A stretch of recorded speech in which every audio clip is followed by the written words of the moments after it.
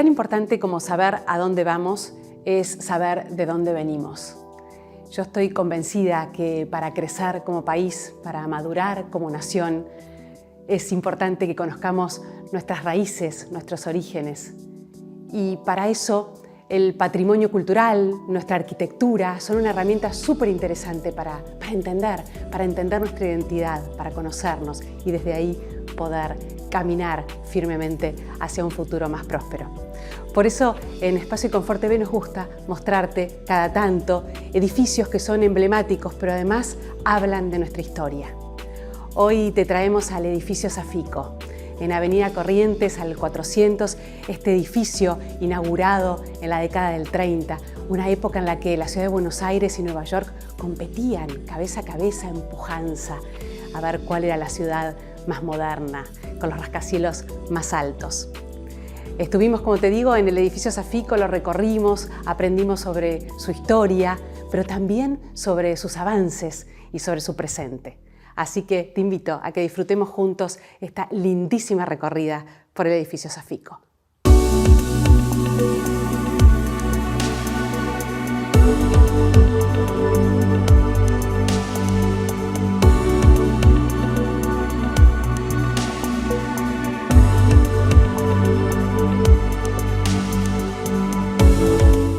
Vamos a arrancar un poco con la historia del edificio, porque este edificio tiene tanto para contar.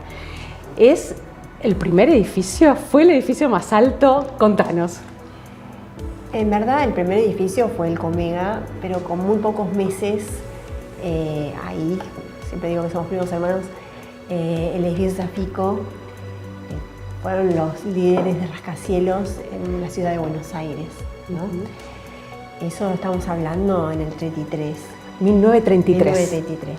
Sí. Y bueno, en ese momento también uno tiene que imaginar cómo era Corrientes, ¿no? Corrientes era una calle angosta, no existía avenida como tal, todavía no existía el obelisco, no estaba construido.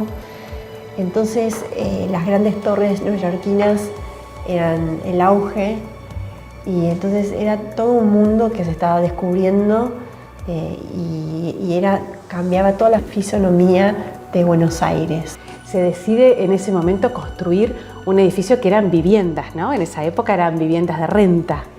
Sí, en ese momento, cuando el edificio Safico se construyó, se pensó en que pueda ser viviendas, o que puedan ser oficinas, o que pueda ser un hotel originalmente. Pero el destino resultó ser viviendas y después de los años, después de los 70, 80, se cambió a oficinas. Se decide cambiar el uso. El uso, sí, de viviendas a oficinas.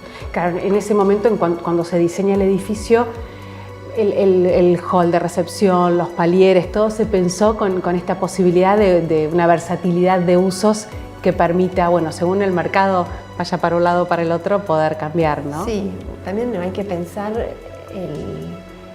la necesidad de los años 30, ¿no? Muchos inmigrantes, entonces era importante tener viviendas, pero también con un servicio de hotel, ¿no? Entonces, por eso también fue pensado como posible hotel y al final terminó en ese mix de viviendas con servicio de hotel.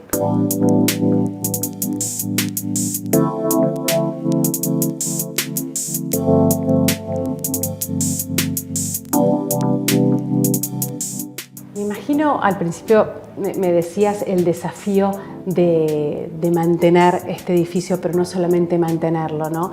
El mercado hoy, el mercado de oficinas, estamos en un edificio de oficinas de renta, es un mercado muy exigente, entonces no es solamente mantenerlo, sino también debe requerir, y ya me contarás, una inversión importante en innovación permanente, en tecnología, para poder estar no detrás, sino delante de las necesidades, ¿no? De los clientes que tienen como locatarios. Sí, bueno, por eso es importante la remodelación de cada unidad.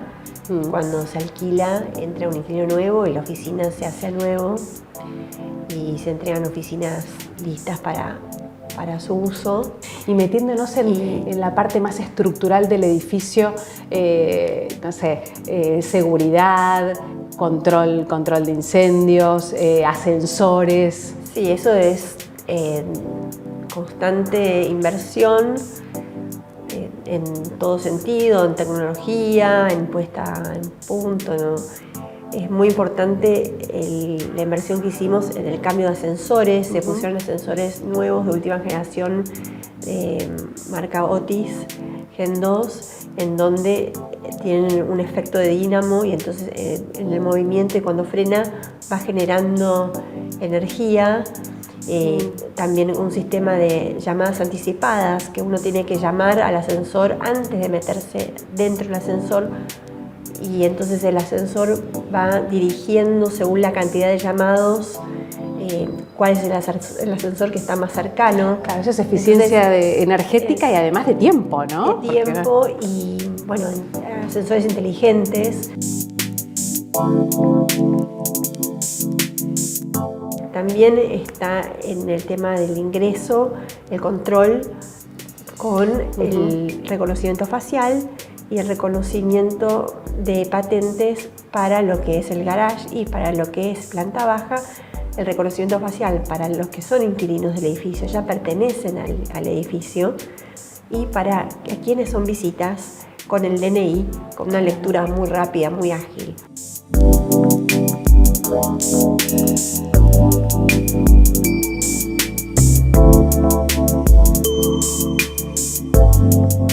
Y una de las cosas que me gusta del edificio Safico es esto que decías vos recién, ¿no? Cómo es posible complementar lo clásico, lo patrimonial, con lo tecnológico y con la vanguardia. A veces nos confundimos y pensamos que vanguardia solamente es curtain wall o plantas totalmente abiertas, y podemos tener un edificio que es parte de nuestra identidad cultural y patrimonial, y ser un edificio de vanguardia, ¿no? Sí, lo importante es nunca perder la esencia de lo que es uno, ¿no? Total. Pero, o sea, porque uno no pierde la esencia, no quiere decir que uno no evolucione. Entonces, en eso está en la esencia del edificio.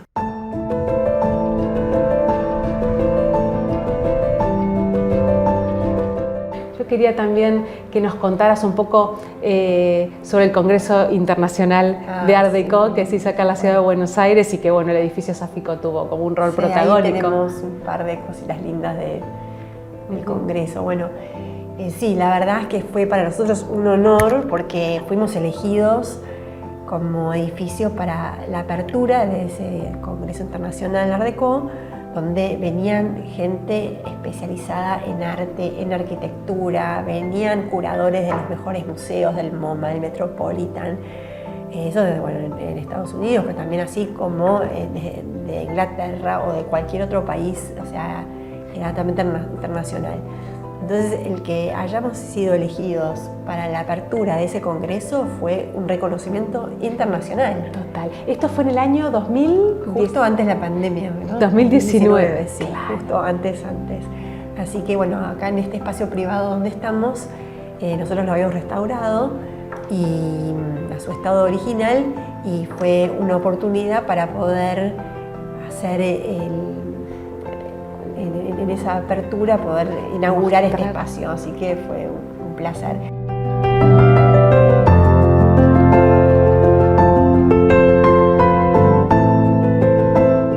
Esto se llama el espacio privado, es un espacio reservado donde se restauró al estado original una unidad para ver cómo era una vivienda en el momento que se construyó y se daban para renta, ¿no? Entonces se restauraron los pisos, los muebles. Esto es roble de Eslavonia. Sí, esto es roble de Eslavonia y es muy difícil conseguir ahora para restaurar, así que son piezas únicas. ¿Y los muebles eran muebles que habían quedado, que estaban acá en el edificio, o salieron a...? No, son muebles del edificio, originales del edificio, que fue todo restaurado.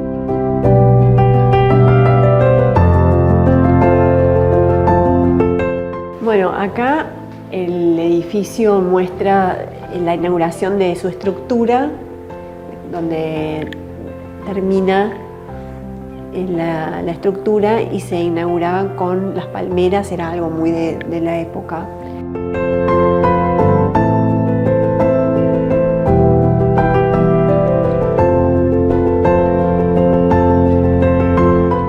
Acá acá lo que se puede ver es el aprovechamiento de la luz, donde la luz natural va atravesando los espacios, porque ahí hay una ventana que es la ventana de la entrada principal, ¿no? Entonces eso es de la escuela Bauhaus.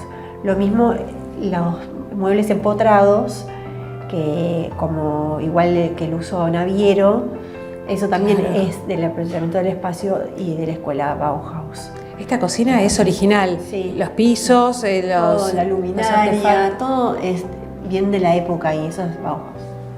Sí, el tamaño de las ventanas es impresionante. La practicidad, ¿no? Acá seguimos.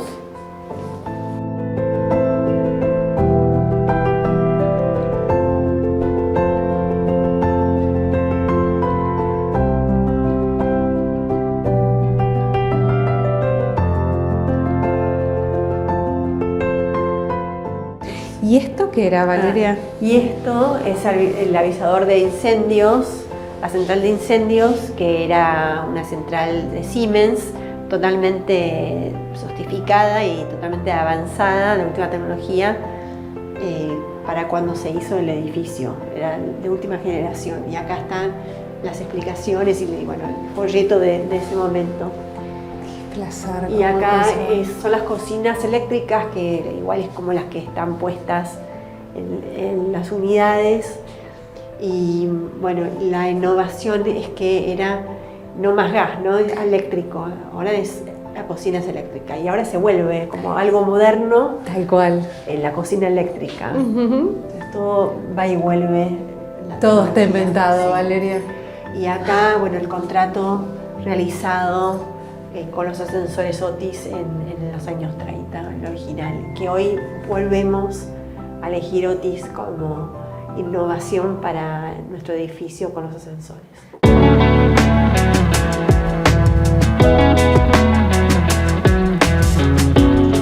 Contame cómo están mirando hacia adelante. Hablamos un poquito de la historia de Safico, hablamos del hoy. ¿Qué es el edificio Safico hacia adelante?